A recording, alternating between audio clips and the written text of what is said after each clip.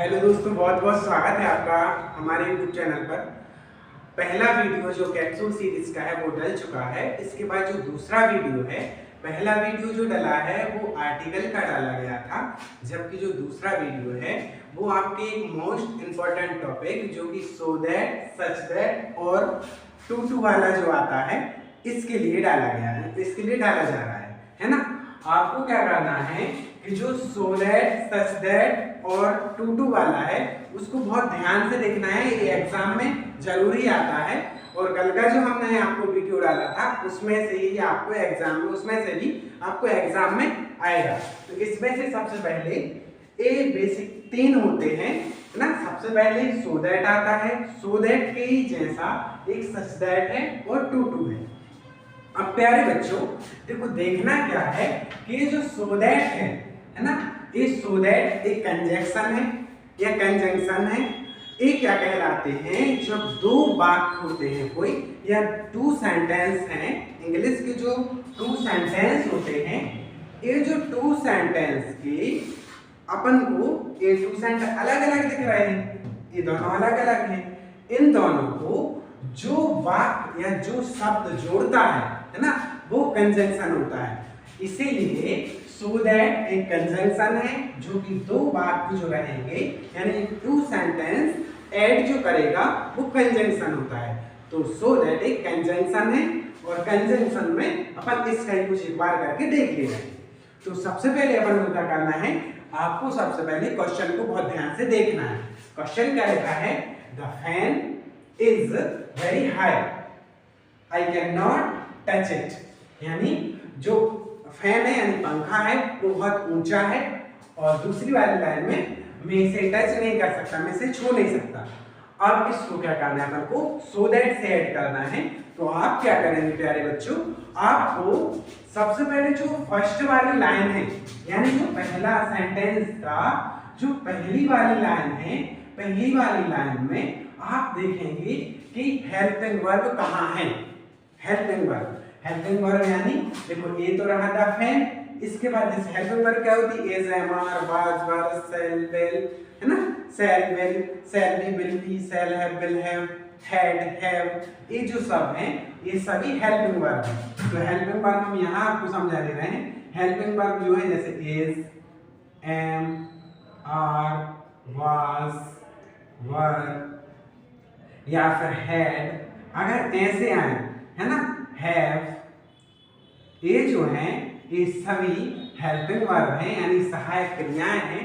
ये जो सहायक क्रियाएं हैं अगर ये आपको दिख रही हैं तो इसके बाद जो शब्द आए वो शब्द आपको अंडरलाइन कर लेना है, उस शब्द को ध्यान से देखना है ना। तो ये तो हेल्पिंग वर्ब आ गई, हेल्पिंग वर्ब के बाद जो शब्द आया है वो है वेरी, उसके बाद हाई। तो इस वेरी की जगह पे अपन को क्या है, सो और दैट लगाना है। कैसे लगाएंगे आप, चलिए समझते हैं। सबसे पहले अपन को क्या करना है, सो दैट लगाते समय पहली वाली लाइन को जल्दी लिख लेना है। तो सबसे पहले अपन लिख लेते हैं द, उसके बाद ये लिखा फैन, द फैन इज भी आपको जल्दी लिखना है। लेकिन जो वर्ड आपको ए वेरी दिख रहा है, ए वेरी जो है इसको आपको यहां से हटा देना है। वेरी को आपको यहां से हटा देना है और इसके बाद आपको सो लगाना है, यानी ये वाला सो लगाना है। तो इज, सो, उसके बाद क्या करना है, ये जो ऑब्जेक्ट लिखा है यानी हाई, इसको आपको लिख लेना है HIGH, हाई। और हाई के बाद जो अल्पविराम है यानी जो कॉमा लगा है, प्यारे बच्चे इस कॉमा को हटाना है, मतलब इसमें नहीं लिखना है। कॉमा के बाद आपको ये सो तो लिख लिया, ये जो सो के बाद ये ब्लैंक में ये भर दिया गया, उसके बाद आपको दैट लिखने के बाद यहां से पूरा का पूरा सेंटेंस लिख देना है। यानी ये जो दो सेंटेंस हैं इनको ऐड कर देना है। तो क्या आ जाएगा, दैट के बाद ये लिखा जाएगा I can not, I can not touch it, है ना, TOUCH, टच, IT, इट, है ना। आपको ये समझ में आया होगा। IT, इट ये अलग है, IT, इट ये हेल्पिंग वर्ब के लिए समझाया गया था यहाँ तक, है ना। तो आपको क्या करना है, इसके बाद सबसे पहले हेल्पिंग वर्ब देखनी है। हेल्पिंग वर्ब जैसे आप पहचान लोगे तो हेल्पिंग वर्ब के बाद आपको एक ऐसा वाला वर्ड दिखेगा जो कि आपको सो की जगह पे यूज करना है। हमेशा ही वेरी होता है, लेकिन कई बार वेरी ना भी आए तो आप सबसे पहले हेल्पिंग वर्ब देखेंगे। हेल्पिंग वर्ब क्या है प्यारे बच्चों, ए लिखी हुई है। हेल्पिंग वर्ब के जस्ट बाद आपको जो भी वाक्य लिखा, जो भी वर्ड लिखा है, जो भी वर्ड लिखा है वो वर्ड मान लो वेरी नहीं आया है, मान लो कि वेरी नहीं आया है, तो वेरी की जगह, वेरी के पहले मतलब इंच के बाद अगर कुछ भी आया है तो इंच के बाद अपन को सो लगा देना है। उसके बाद इसका ऑब्जेक्ट रख देना है। उसके बाद दैट से पूरा वाक्य एक लाइन में लिख देना है। इसी को बोलते हैं ऐड करना, यानी कंजंक्शन बनाना। सो दैट जो है वो दो अलग अलग सेंटेंसों को ऐड कर देता है, एक सेंटेंस बना देता है। आगे बढ़िए, अगला जो है वो ए लिखा है, रामू इज वेरी पुअर। अगला वाला है जो ही कैन नॉट पे योर फीस। रामू बहुत गरीब है। ही कैन नॉट पे योर फीस मतलब वह आपकी फीस नहीं चुका सकता है ना। तो इसमें अपन को इसमें भी सो दैट लगाना है। तो इसमें सो दैट लगाने के लिए वही ट्रिक जो ऊपर अपनाई थी अपन यहाँ अपनाएंगे। सबसे पहले अपन को क्या करना है, सबसे पहले अपन को हेल्पिंग वर्ब ढूंढनी है। तो सबसे पहले ए तो लिखा सब्जेक्ट, रामू मतलब काम करने वाला यानी कर्ता को इंग्लिश में सब्जेक्ट बोलते हैं। इसके बाद मिलती है हमको हेल्पिंग वर्ब, तो हेल्पिंग वर्ब तो ये मिल गई। हेल्पिंग वर्ब के बाद ये आ गया वेरी। हमेशा आपको एग्जाम में लगभग जो आएगा उसमें अगर सो दैट का यूज करने को आएगा तो वेरी लिखा आता है, इसलिए मैंने अधिकतर वेरी का यूज किया है। तो यहाँ वेरी आया, क्या है, रामू इज वेरी पुअर, है ना। इसके बाद आपको यहाँ लिख लेना है डायरेक्ट। तो सबसे पहले इसको बना के देख लेते हैं। तो रामू इज, वेरी की जगह पे क्या लगाना है, अब भी बताया था आपको, वेरी की जगह पे सो लगा देना है। तो रामू इज सो, उसके बाद पुअर, सो पुअर। अब मैं यहाँ थोड़ा सा ऐसा कर दे रहा हूँ कि आपको समझ में आ जाए, तो थोड़ा सा लगा हुआ है, रामू इज सो पुअर। अब इसके बाद ए जो है, ये जो कॉमा है इसको इरेज कर देना है। उसके बाद अपन को ये दैट लगाना है। तो क्या आ जाएगा, दैट ही कैन नॉट पे योर फीस, है ना। ये आपका दूसरा वाला वाक्य बन गया। कुछ नहीं करना है आपको, सीधा हेल्पिंग वर्ब ढूंढनी है। हेल्पिंग वर्ब के बाद जो वर्ड लिखा है, तो जो वर्ड लिखा है यानी वेरी अगर आ रहा है तो उसको हटा देना है, उसकी जगह पे सो लगा देना है। उसके बाद मेन ऑब्जेक्ट लिखने के बाद जो भी ये सो के साथ दैट आ रहा है वो लिखने के बाद पूरा वाक्य ज्यों की त्यों, कुछ भी चेंज नहीं करना है। अब अगला देखते हैं, है ना। ये दो आपको समझ में आए होंगे, है ना। अब इसको आप आराम से करके देखिए। जैसे इसमें लिखा है, अब इसमें भी अपन को सबसे पहले क्या ढूंढना पड़ेगा, इसमें भी सबसे पहले अपन को हेल्पिंग वर्ब ही ढूंढनी है। हेल्पिंग वर्ब अपन को इनमें से ही मिलेगी, है ना। हेल्पिंग वर्ब तो यहीं से ढूंढेंगे। तो हेल्पिंग वर्ब इसमें क्या आया है, इसमें आया subject Rakesh is very weak, है ना। अगर ए आया है तो सबसे पहले अपन क्या करते हैं, पूरा का पूरा लिख दें। तो सबसे पहले अपन लिखेंगे RAKESH राकेश, उसके बाद इज भी लिख देना है। उसके बाद ये देखो ये जो वर्ड आया है इसको अपन को हटाना है, क्योंकि वेरी हटाना पड़ेगा तभी तो सो लगेगा। तो वेरी की जगह पे सो लगा देना है।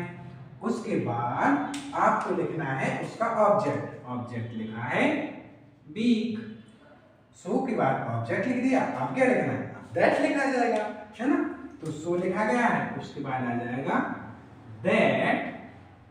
दैट लिखने के बाद अपन को पूरा का पूरा वाक्य जो है, पूरा का पूरा वाक्य चाह के तौर लिख देना है। तो पूरा का पूरा वाक्य यानी यहाँ से आ जाएगा ही कैन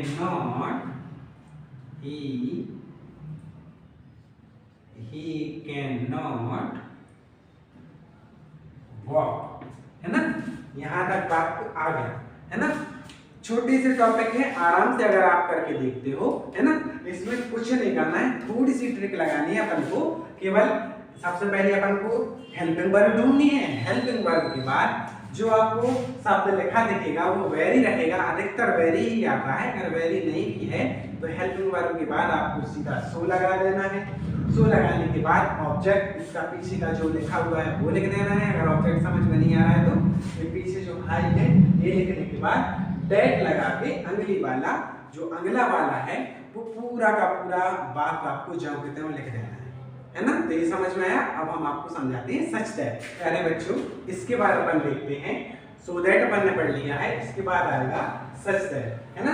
सच दैट का यूज कहाँ कैसे किया जाता है, ये भी बिल्कुल यूज जो है वो सो दैट के जैसा ही किया जाता है, लेकिन इसमें कुछ अंतर है ना, वो आपको देखना है। लेकिन माइनर सा अंतर है, अपन को पढ़ना सब कुछ है जो जो भी एग्जाम में आना है ना।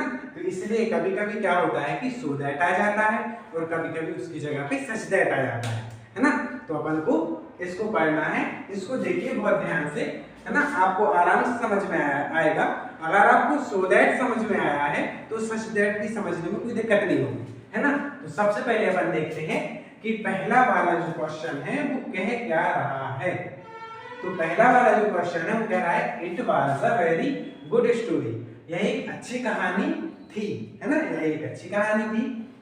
I read it in one sitting, है ना, मैंने इसे पहली बार मतलब एक बार बैठकर ही पहली सिटिंग में ही पढ़ लिया, है ना। इसको अपन को सच दैट से जोड़ना है। तो सबसे पहले अपन क्या करेंगे, सबसे पहले देखो वही बात जो अपन ने पहले बोली थी कि जैसे अपन ने सो दैट में, प्यारे बच्चों, सो दैट में अपन ने हेल्पिंग वर्ब ढूंढी थी ना, इसमें भी जस्ट वही करना है। तो सबसे पहले यहाँ अपन क्या करते हैं, यहाँ एच वी लिखते हैं। अगर आप लोग नहीं जानते, बाकी मैं आपको सब पढ़ाऊंगा। तो सबसे पहले एच वी में एज ढूंढ सकते हो, एम ढूंढ सकते हो, एज एम आर, उसके बाद वाज के बाद वर, है ना, हैज, हैव, हैड, बिल, इसके बाद सेड, है ना। ये कुछ हेल्पिंग वर्ब है जो आपको सबसे पहले ढूंढनी है, क्योंकि इनका यूज तभी किया जा सकता है जब अपन को हेल्पिंग वर्ब मिले। अगर आपको हेल्पिंग वर्ब नहीं मिल रही है, तो अगर हेल्पिंग वर्ब नहीं मिलेगी तो फिर देखो ये तो फर्स्ट प्रायोरिटी है, पहला वाला इसको देखना है। अगर हेल्पिंग वर्ब ना मिले तब अपन रुख करेंगे मेन वर्ब की तरफ, यानी मुख्य क्रिया की तरफ। मुख्य क्रिया वह होती है जिसमें किसी कार्य का होना पाया जाता है। सिंपल में समझे तो जैसे खाना पीना, जिनके पीछे ना आता है, सीधी बात है ना, खाना पीना, उठना बैठना, नहाना धोना, है ना, ये सभी हैं जो मुख्य क्रियाएं हैं, है ना। ये क्रियाएं जहां लगती हैं वह वाक्य पूरा होता है। अगर इन क्रियाएं ना लगे तो वाक्य पूरा नहीं होता है ना। तो ये मुख्य क्रिया मिलेगी अपन को। मुख्य क्रिया का या पहला रूप मिले, या सेकंड मिले, या थर्ड मिले, है ना। अब ये हम आपको समझाएंगे कि कैसे मिलेगा, है ना। पहला दूसरा तीसरा अगर समझ में नहीं आया है तो बताते चलेंगे। अभी मुख्य क्रिया को आप अकेले ध्यान में रखना है ना। अब आगे बढ़ते हैं। तो सबसे पहले अपन को क्या करना है, पहला वाला वाक्य देखना है। पहले वाला वाक्य क्या है, it was a very good story. तो सबसे पहले अपन को हेल्पिंग वर्ब ढूंढनी है, पहले नंबर पे तो वही काम करना है। तो हेल्पिंग वर्ब क्या है, हेल्पिंग वर्ब है अपनी, इसमें लिखिए वाज। तो सबसे पहले क्या करना है, अपन पूरा वाक्य लिख लो इट, उसके बाद लिख दो इट वाज। इट वाज लिखने के बाद देखो ये वाला एक्सट्रीम वर्ड आया है कि नहीं आया, वेरी आया है, जो कि सो में भी आ रहा था। तो जैसा सो का यूज होता है वैसे ही सच का यूज होगा।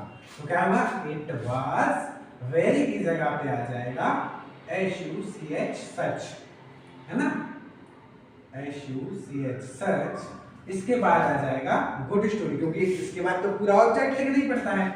तो पूरा ऑब्जेक्ट अपन लिखेंगे, इसके बाद लिखना है अपन को गुड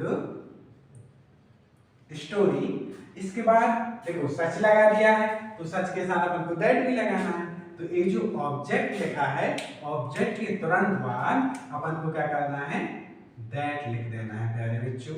दैट के बाद फिर आप जो दूसरा वाला वाक्य है वो पूरा का पूरा सेंटेंस जंप कर रहेगा। मतलब कि यहाँ से I read it in one sitting, SITTING sitting, है ना। समझ में आया? अगला वाला समझो, है ना। अगला वाले में अपन को क्या करना है, फिर से देखिए। इस वाले में सबसे पहले अपन को क्वेश्चन पढ़ के देखना है। क्वेश्चन क्या है? The boy asked very foolish question, है ना। मतलब जो बॉय है, लड़का है, उसने बड़ा ही फूलिश मतलब बेवकूफी भरा सवाल किया था। एवरीबॉडी लाफ्ड एट हिम, है ना। प्रत्येक जो था वहां वो उस पर हंसने लगा। एक क्वेश्चन का ट्रांसलेट हिंदी में हो गया। अब सबसे पहले अपन इसको बना के देखेंगे, है ना। तो बना के देखने पर सबसे पहले अपन प्रायोरिटी किसे देते हैं कि अपन को हेल्पिंग वर्ब ढूंढनी। तो इसमें देखते हैं द बॉय, तो हो गया सब्जेक्ट।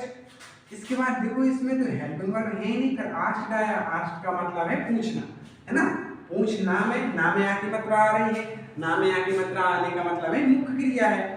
मुख्य क्रिया पूछना है तो अपन सेकंड नंबर पे क्या देखते हैं? मुख्य क्रिया।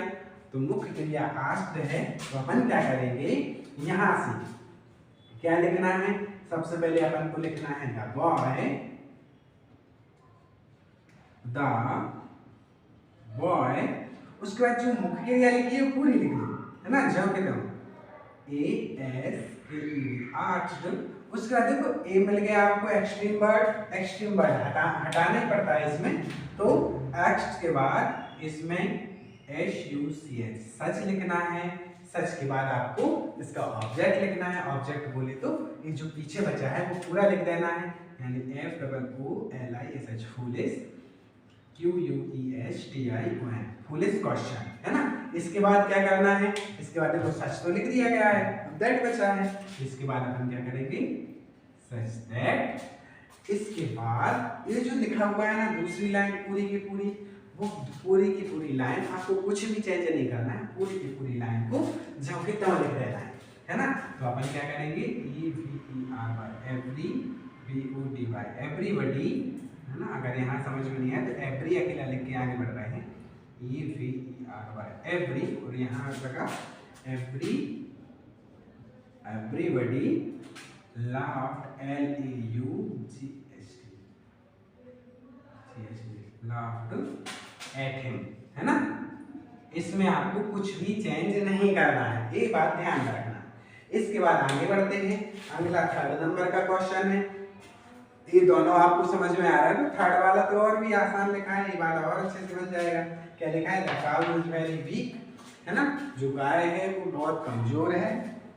It can not walk properly, यानी ये जो गाय है ये ठीक से चल भी नहीं पा रही है ना। ठीक से चल भी नहीं सकती है। तो सबसे पहले अपन क्या करेंगे? इसको लिखेंगे। अब इसको लिखने के लिए सबसे पहले अपन क्या ढूंढते हैं? सबसे पहले हेल्पिंग वर्ब ढूंढते हैं। हेल्पिंग वर्ब इसमें क्या है? इसमें तो अपन को पहले ही मिल गई है। तो सबसे पहले अपन को क्या करना है? द काऊ लिख लेना है। उसके बाद इज जो लिखा है तो इसको भी लिख लो। इसके बाद एक्सट्रीम वर्ड ये मिला ना, वेरी। वेरी की जगह पे अपन को यहाँ सच लिख देना है प्यारे बच्चों। सच के बाद आप यहाँ जो ऑब्जेक्ट आया है, उस ऑब्जेक्ट को लिखेंगे। उसके बाद आएगा अपना दैट, है ना। इसके बाद आ जाएगा दैट, और दैट के बाद ये जो पूरा जो सेंटेंस बचा है, पूरा सेंटेंस बिना कुछ इसमें परिवर्तन के लिख देना है। And it can not walk properly, है ना। कुछ इस प्रकार से लिखा जाएगा। तो ये रहा अपना सो दैट, पहले पढ़ चुके हैं। ये सच दैट का रहा।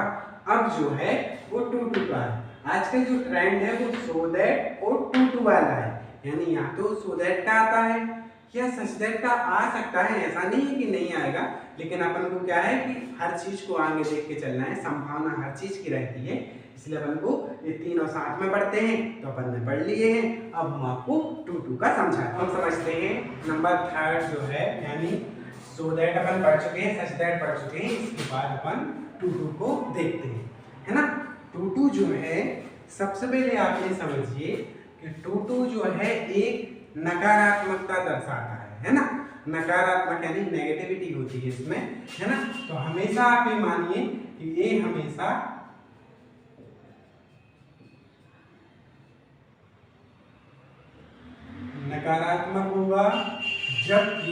ये जो so that और such that है ये सकारात्मक होंगे। केवल जब अपन टू पढ़ेंगे तब ये बात थोड़ी सी आपको दिमाग में रख लेनी है ना।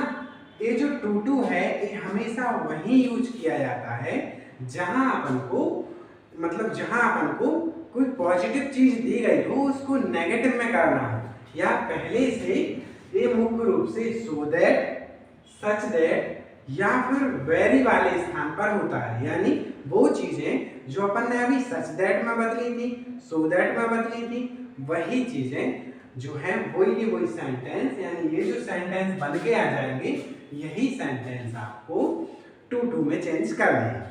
अब टू में चेंज करने का नियम बिल्कुल आसान है ना, लेकिन इसको थोड़े से दिमाग में आपको समझना पड़ता है, क्योंकि जैसे अपन ने सो दैट पढ़ लिया है, सच दैट पढ़ लिया है, तो कभी कभी क्या होता है कि ये दोनों कंफ्यूजन के कारण ये गलत कर बैठते हैं। तो बहुत ध्यान से समझिए और बहुत इजी है ना, ज्यादा कठिन नहीं है।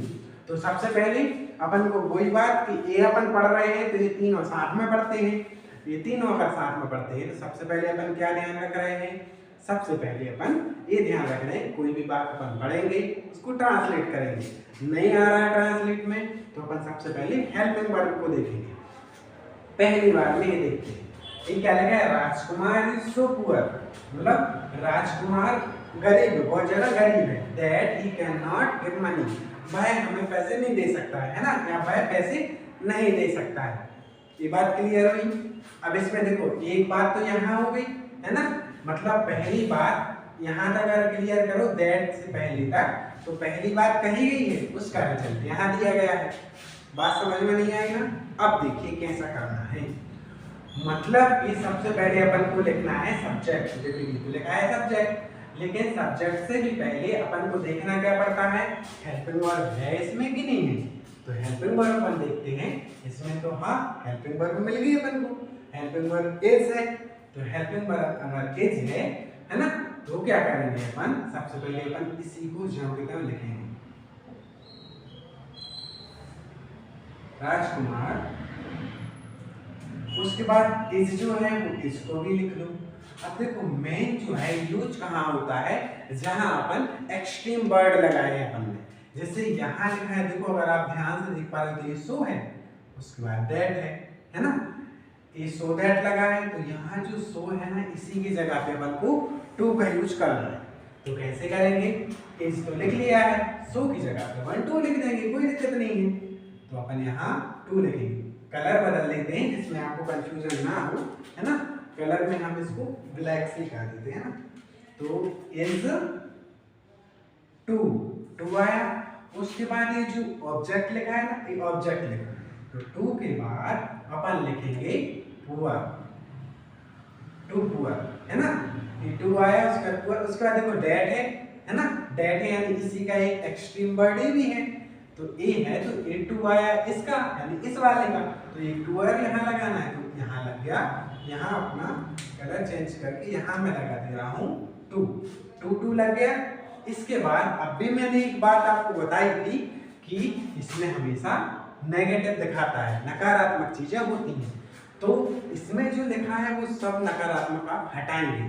जैसे देखो ये तो सब्जेक्ट के साथ है, तो सब्जेक्ट के साथ जाएगा, जो कुछ भी आएगा वो पूरा सब्जेक्ट के साथ जाएगा, क्योंकि ये तो आइडेंटिफाई यहाँ कर रहा है। राजकुमार एक नाउन है ना, वो नाउन का जो नाम चेंज है ही है, राजकुमार के लिए लड़का है तो ही लगा है, वहां कोई लड़की का नाम होता तो सी लगता है कि नहीं।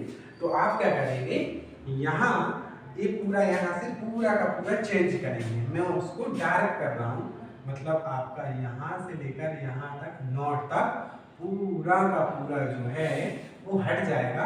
उसके बाद टू के बाद अपन क्या लिखेंगे, to give money, to give money. क्या आप समझ पाए, फिर से समझिए। राजकुमार लिखा है तो राजकुमार सब्जेक्ट है, वो लिख दिया अपन ने, हेल्पिंग वर्ब भी लिख दी, जो एक्सट्रीम वर्ड है उसकी जगह पे टू का यूज करना है तो टू ही लिख दिया है।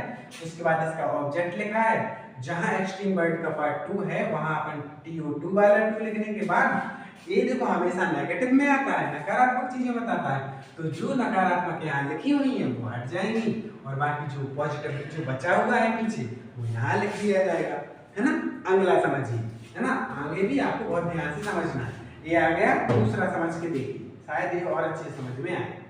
ये क्या लिखा है, मोहन इज वेरी फुल, है ना। अब यहाँ तो सो दैट था, यहाँ तो वेरी आ गया, है ना। थोड़ा सा ध्यान आपको यहाँ रखना है।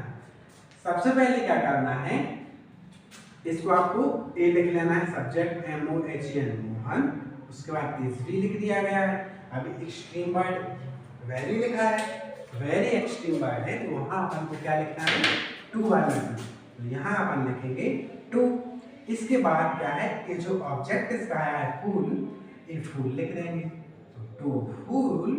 इसके बाद देखो ये कॉमा लगा है ना, कॉमा लगा है, इसका मतलब इसका जो अगला वाला पार्ट है वो अपन को यहाँ बिठाना पड़ेगा, तो टू लिख दिया। यानी मोहन इज वेरी की जगह पे Mohan is too fool to. उसके बाद अब भी बताया कि जो नेगेटिव चीजें हैं वो हटेंगी, तो ही कैन नॉट, है ना, यहाँ तक आ गया। इसके बाद क्या लिखा है, डू योर होमवर्क, है ना, तो कहाँ तक आ गया, Mohan is too fool to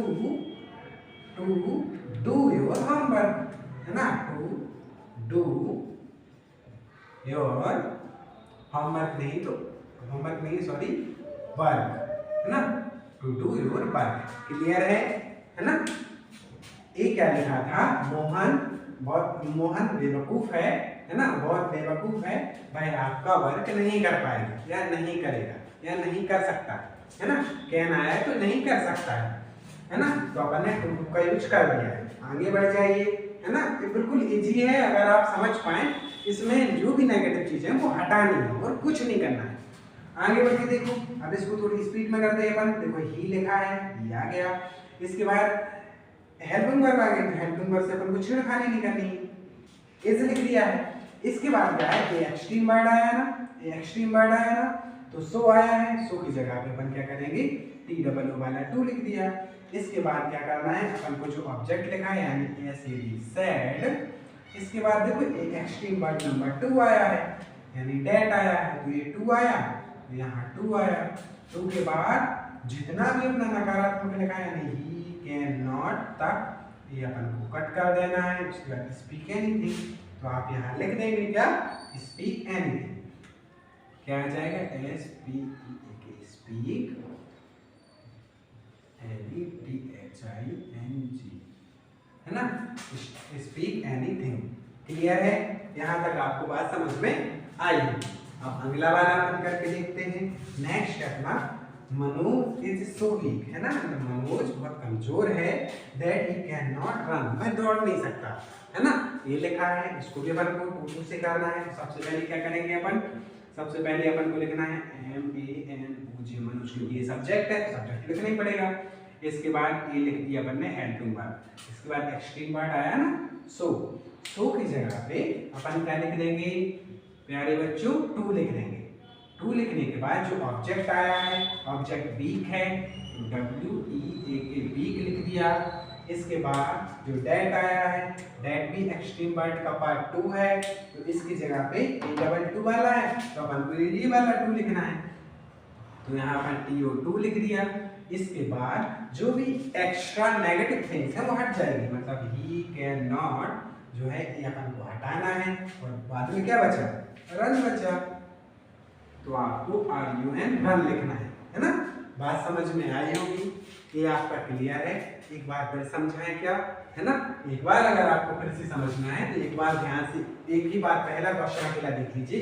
ये सब्जेक्ट कहलाता है, इसके बाद अपन को हेल्पिंग वर्ब देख लेनी है। तो सबसे पहले सब्जेक्ट, हेल्पिंग वर्ब के बाद जो एक्सट्रीम वर्ब है उसकी जगह पे TOO वाला 2, और उसके बाद ऑब्जेक्ट, उसके बाद TO2 वाला लगा देना है। देखिए इसमें कुछ नहीं किया है, एग्जाम के टाइम में इज भी है, एक्सट्रीम वर्ड आया है, इसकी जगह पे TOO वाला लगा है, उसके बाद एक ऑब्जेक्ट लगा है, उसका एक्सट्रीम वर्ड का पार्ट 2 जो है दैट लगा है। यहाँ 2 लगाने के बाद जो नेगेटिव थिंग्स है वो हटा दी गई हैं, और इसके बाद जो बचा हुआ है गिव मनी वो आपको यहाँ लिख दिया गया है। तो प्यारे बच्चों, ये हमने आज सो दैट, सच दैट और टू का यूज जाना है ना। ये एग्जाम की दृष्टि से बहुत ज़्यादा इम्पोर्टेंट है, और मैं आशा करता हूँ और लगभग ये है कि ये आता ही है, 90-95% ये आता ही है। तो आप इसको बहुत ज़्यादा सीरियसनेस के साथ देखिए, है ना। और आशा करता हूँ कि आपको समझ में आया होगा, है ना। हम मिलते हैं अगले वीडियो में। धन्यवाद।